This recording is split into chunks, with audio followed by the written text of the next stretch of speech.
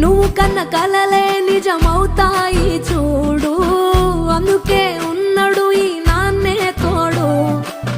దశరథ మహారాజే నాన్నై పుట్టాడు, నువ్వు రాముడంత ఎదగరనేడు. చరితలు ఎన్నడు చూడని మమతల గూడే ఇదిరో, సంపద అంటే ఏదో కాదురో, ఇంతకు మించి